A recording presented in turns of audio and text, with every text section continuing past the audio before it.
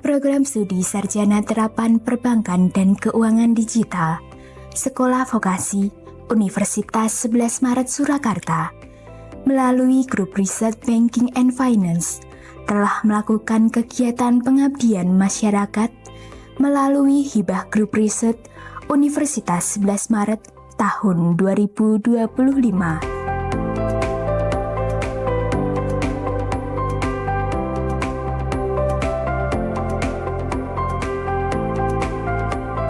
Kegiatan ini berlangsung pada pertemuan dengan pengurus PKK RW 12 serta para ibu selaku warga RT 03 yang bertempat di gedung pertemuan Pondok Baru Permai Blok E RT 03 RW 12 Kelurahan Kentan Kecamatan Baki Kabupaten Sukoharjo pada hari Minggu 18 Mei tahun 2025 dan pada hari Minggu 8 Juni tahun 2025.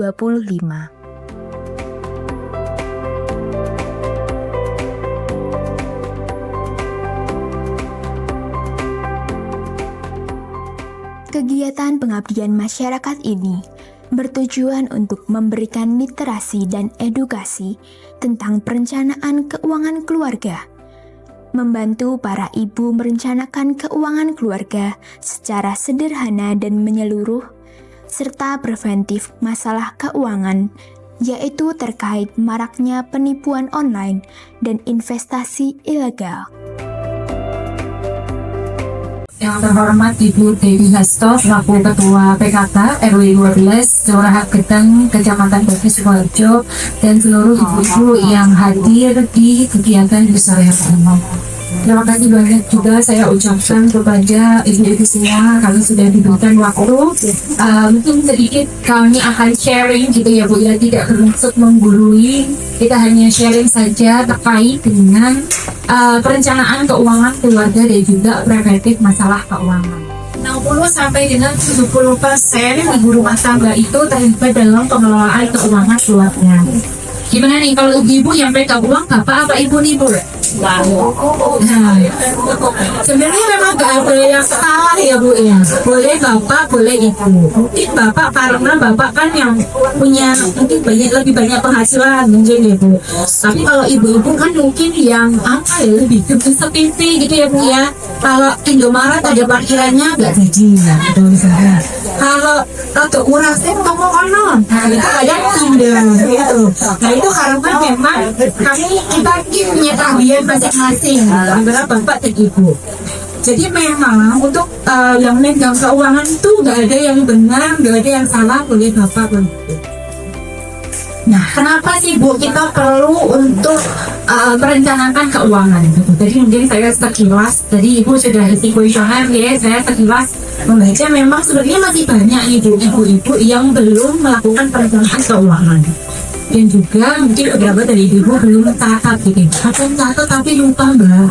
Kadang baca itu masalahnya. Oke, kenapa sih Bu kita perlu melakukan perencanaan keuangan? Yang pertama adalah sebisa mungkin kita menghindari hutang.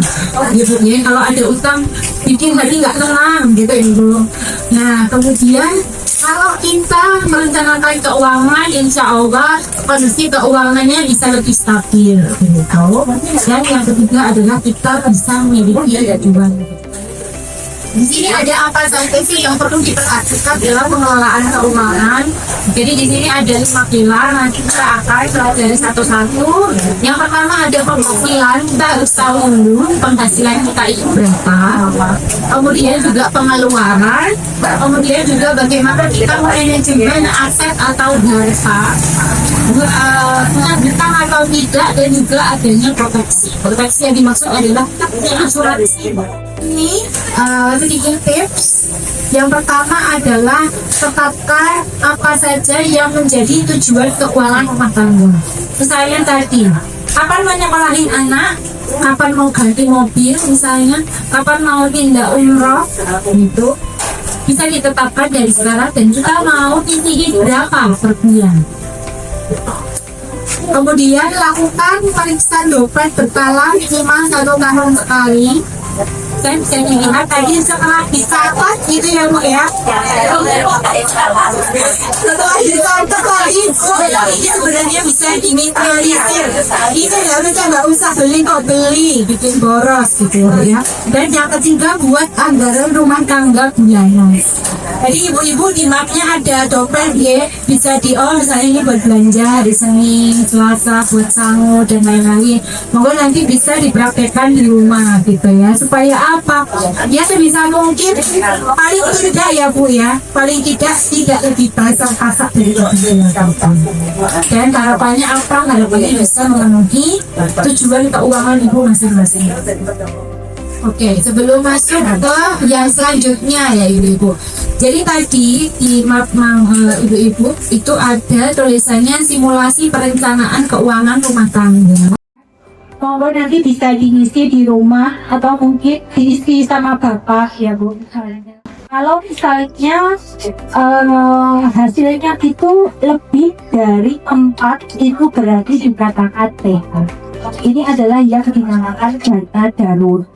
Kalau misalnya tadi bila ada pencari nafkah, misalnya bisa bapak atau ibu itu ada sesuatu yang membuat tidak bisa bekerja untuk sementara waktu, maka itu keluarganya tidak terlalu tergusur.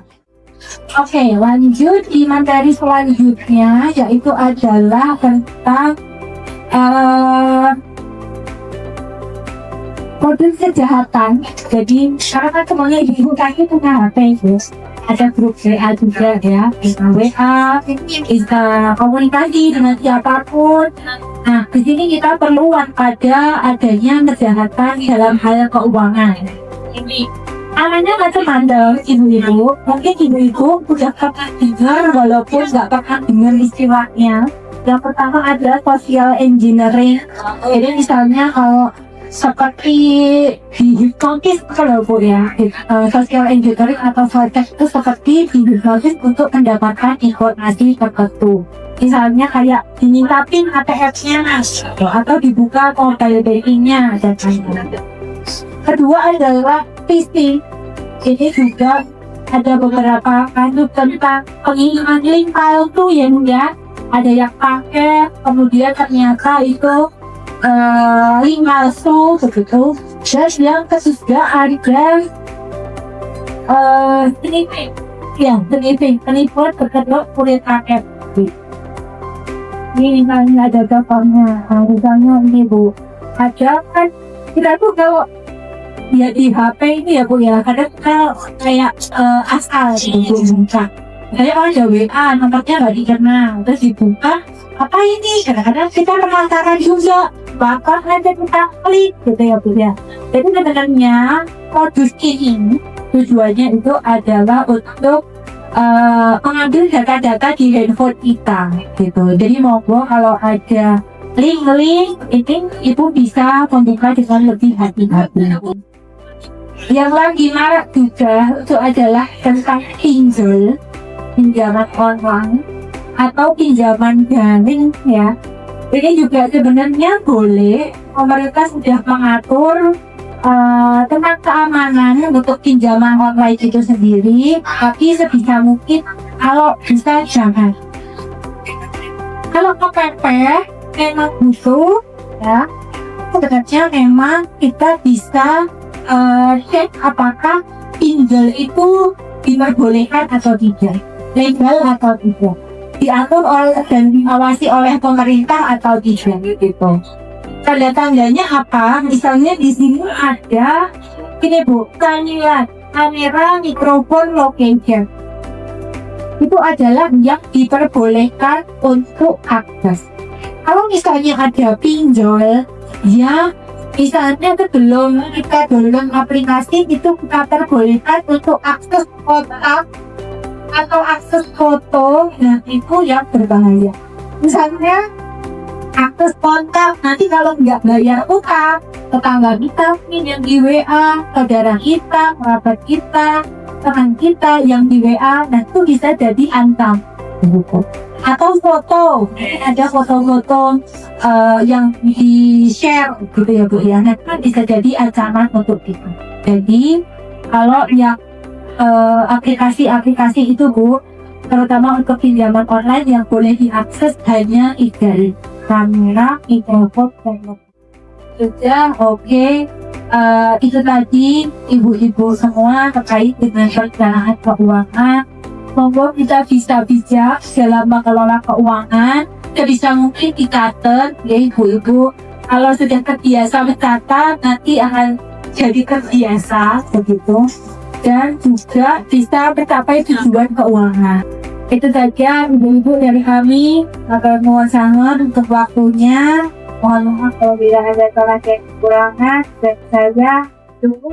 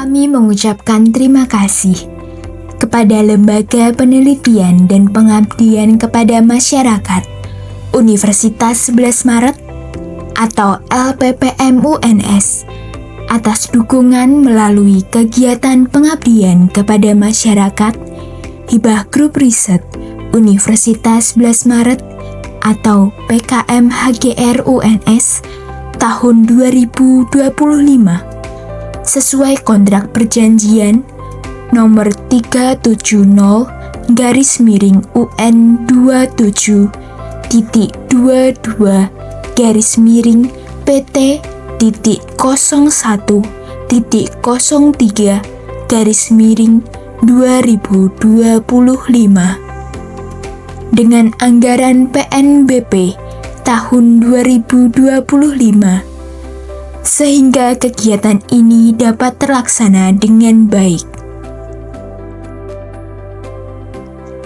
Terima kasih juga kami sampaikan kepada seluruh pihak yang telah menyaksikan video kegiatan pengabdian masyarakat ini yang telah diselenggarakan oleh Program Studi Sarjana Terapan Perbankan dan Keuangan Digital Sekolah Vokasi Universitas 11 Maret Surakarta melalui tim dosen dari Grup Riset Banking and Finance. Semoga kegiatan ini dapat bermanfaat dalam menambah wawasan dan kesadaran finansial bagi kita semua.